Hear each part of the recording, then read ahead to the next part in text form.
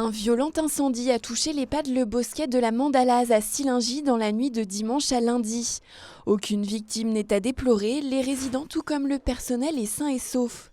Le feu a cependant ravagé une bonne partie de la toiture. On sait que ça s'est déclaré au dernier étage, que les chambres ne sont pas touchées, donc c'est dans des parties communes que ça s'est passé, sur la terrasse à l'arrière du bâtiment. Et le toit est en partie détruit, donc voilà, les dégâts sont importants mais n'ont pas touché les chambres des résidents et en tous les cas, aucun des résidents ni du personnel n'a été blessé dans l'histoire et le personnel de nuit a fait un travail extraordinaire, a très bien réagi, a appliqué les procédures. Il y a eu beaucoup de solidarité également. Il y avait des jeunes qui jouent en face, qui ont vu, qui sont venus aider. Il y en a un qui est même parti à l'hôpital légèrement intoxiqué par les fumées. On a tout de suite pris en charge donc, les résidents, donc on les a sortis et donc emmenés dans le gymnase.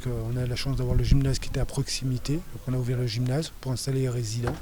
Et puis ensuite toute la logistique qui a été mise en place par les différentes instances, les pompiers, l'ARS, la gendarmerie.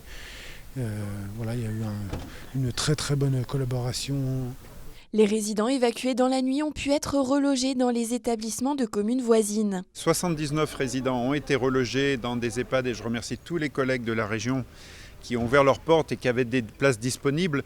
Avec le Covid, on est tenu de garder des lits disponibles pour les quarantaines, ce qu'on appelle des unités Covid. Et du coup, ça fait qu'on a pu trouver, avec l'aide de l'ARS, des pompiers, du SAMU, qui ont fait un travail aussi extraordinaire, retrouver des places pour les 79 résidents dans des EHPAD du coin, à peu près entre 8 et 10 EHPAD de la région nous ont porté secours pour accueillir les résidents.